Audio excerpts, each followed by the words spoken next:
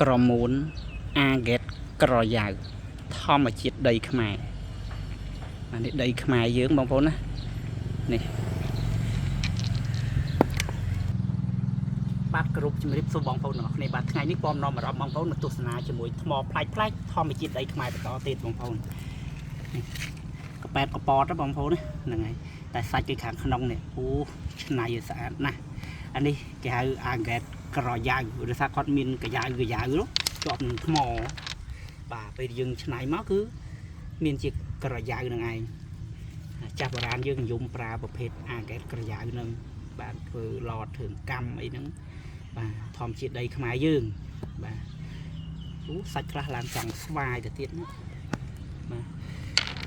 មើលសកាយ៉ាវពេញខ្លួនម្ដងពេលចិត្តហើយស្អាតបងប្អូន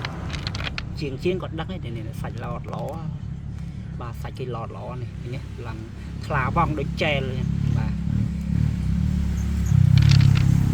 ដុំសាច់គេស្អាតបាទ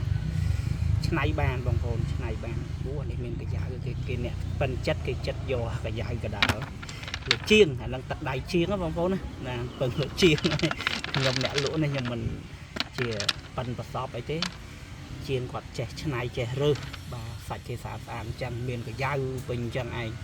នេះខាងក្រៅសបកអីក៏ឃើញនេះទៅបាន30គីឡូជាងបងប្អូនណាបាទនេះកាយ៉ាវបាទឆ្នៃបានរើសមើលឆ្នៃបានជាងក៏អាចចិត្តយកបានព្រោះវាទាំងអស់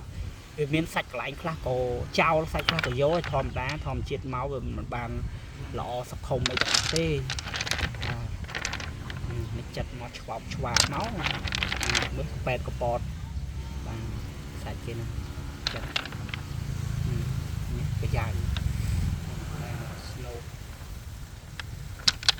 ចឹងនេះនៅក្នុងមូលដល់នេះក្រាស់ល្អសាច់កាត់មកស្អាតភ្លឹងបណ្ដោយមើលសាច់គេមើលឡើងស្អាតបាទស្អាតតែម្ដងនេះកម្ររកបានដែរប្រភេទអាហ្គេតហ្នឹងពិបាករកតែកាយ៉ាវជាងបាទណាឆ្នៃមើលកាយ៉ាវសាច់ក្រស្អាត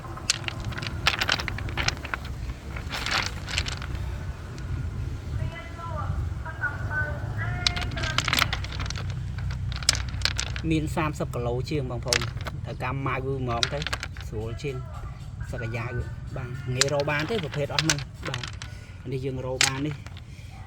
ដល់កហើយនេះស្អាតឡើងក្រមូនស្អាតមានដុំធើដែរបងប្អូនណាសាច់ខ្លះឡើងចង់ទៅបៃតងអីដែរហ្នឹង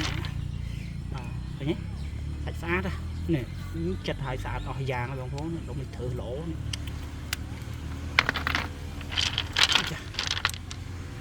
ដុំធើនេះឡាវងនេះជាប់ឈ្មោះនេះស្អាតកាយ៉ាវមើលឃើញច្បាស់ឡែកសាច់គេខ្លាវងកាត់ឲ្យស្អាតដែរ30គីឡូជាងបងប្អូនហើយការតាក់ទងបានតន់មានដល់ពេលអត់មានទិញអត់បានទេបងប្អូនបាទចឹងទិញឲ្យតន់មាននឹងដឹងស្អាតដែរ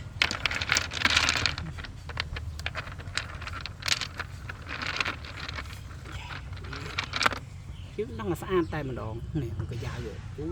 ស្អាតណាស់សាច់នេះអត់តោះមកអរគុណ